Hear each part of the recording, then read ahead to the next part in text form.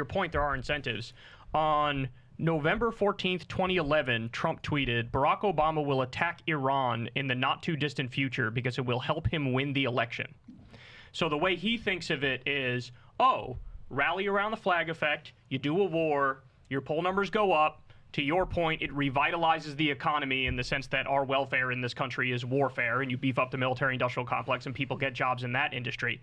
Mix that with the Israel lobby, Miriam Adelson, all these groups that gave Trump hundreds of millions of dollars over his 2 runs, and they're telling him in his ear, yeah, we want to be able to annex the West Bank, we want to be able to annex Gaza, and Netanyahu saying we got to take out the Iranian government.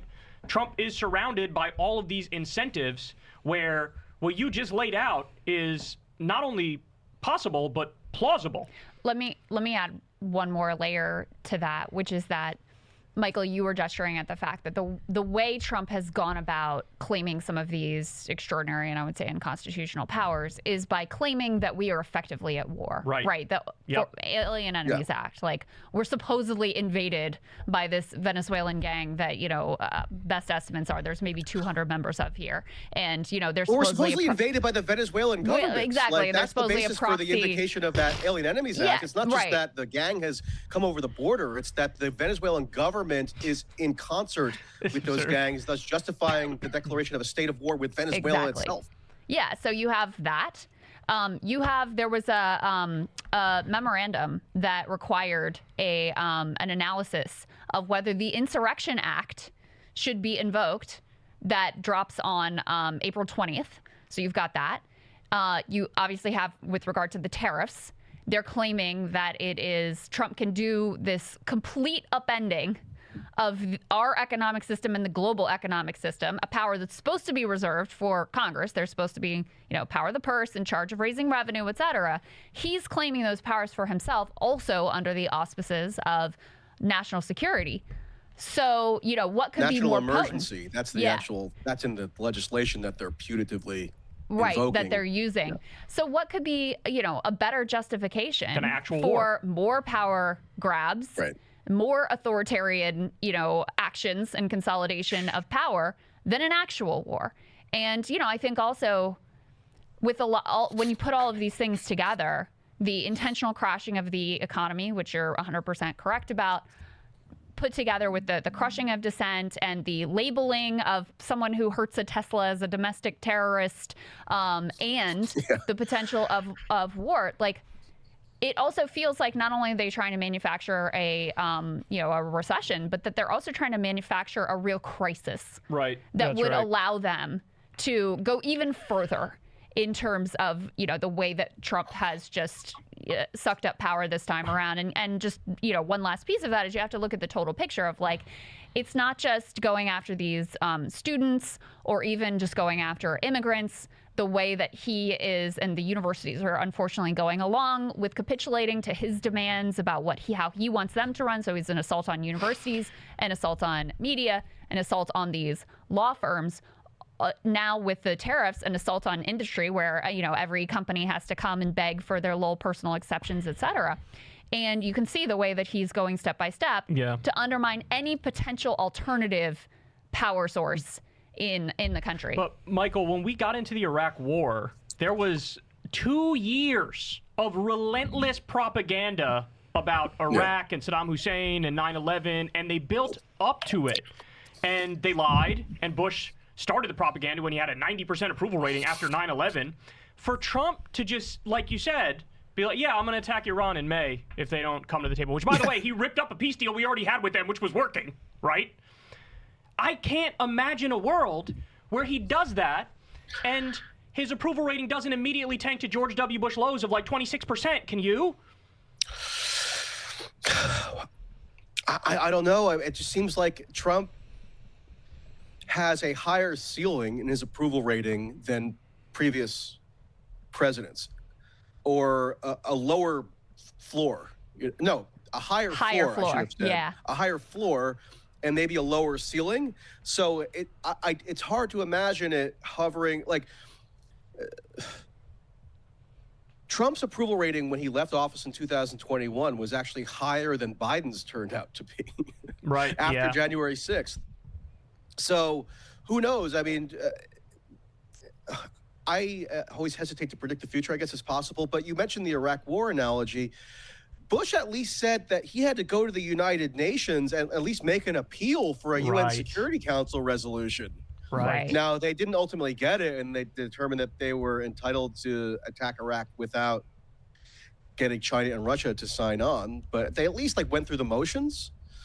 And then they also went and got congressional approval.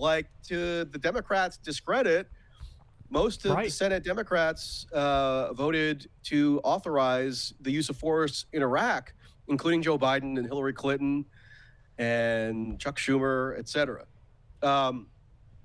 So Trump is not even giving it the slightest indication that he would feel like he needs to be constrained by those institutional checks, whether within the U.S. political system or in the global system. Now, they're not talking about a ground invasion per se, which is what was always being effectively threatened with Iraq. But let's say that the United States and Israel, in some kind of combination, actually does cross the red line of attacking Iran's nuclear facilities, which is what Netanyahu has been dreaming of for 25 years or longer. Once they cross that red line, what's to stop just going all the way? What? So you're going to launch the bunker busting bombs on the underground Iranian nuclear facilities, cause a huge amount of turmoil, not just in Iran, but the entire region. Why not just then go full bore and impose the regime change that has been the ultimate ambition of Netanyahu in ginning up this threat constantly? I mean, Trump doesn't seem that hesitant about outsourcing Middle East policy to Netanyahu. In fact, in some ways, he's gone even further. Netanyahu wasn't talking about a full takeover of the Gaza Strip until Trump came out and said that the United States is actually going to take it over. When his first big foreign policy pronouncement of the second administration, standing beside Netanyahu at a press conference. So yes, there are some culminations of this Iran stuff that become more and more plausible once you breach certain sort of thresholds as to what the United States, in conjunction with Israel, is willing to do. Oh, and then, by the way, Trump keeps saying he wants to end the Ukraine war, which, in theory, is a good aspiration.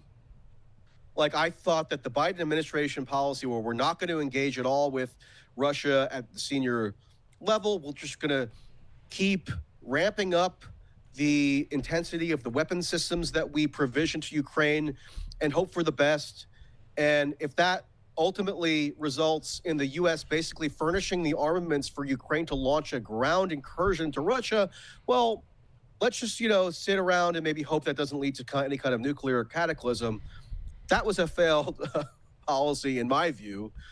So Trump says he wants to end it, but good luck ending the Ukraine war if you stoke some random cataclysm in the Middle East against Iran, which is one of Russia's, if not client states, but military partners. They've bolstered their military relations over the past several years. Iran furnishes, we're told, Shahed drones, or at least the technology for Shahed drones, to Russia, which has been one of their most central tactics against Ukraine. So what, Putin's just going to really enjoy the United States launching another pretextual invasion, or at least offensive, in the Middle East? That's going to give him assurance that he should go along with these U.S. entreaties for him to stop waging war in Ukraine? I don't see how that really adds up. So yes, there are some downstream ramifications of this Iran obsession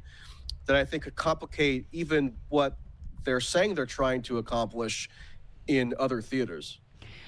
Michael, I also wanted to get from you, there was a sense on the right that, Trump is putting these, the opposite of these America First people into key national security positions. Tulsi Gabbard at DNI. Pete Hegseth was supposed to have had this, total reformation of his previous warmongering views.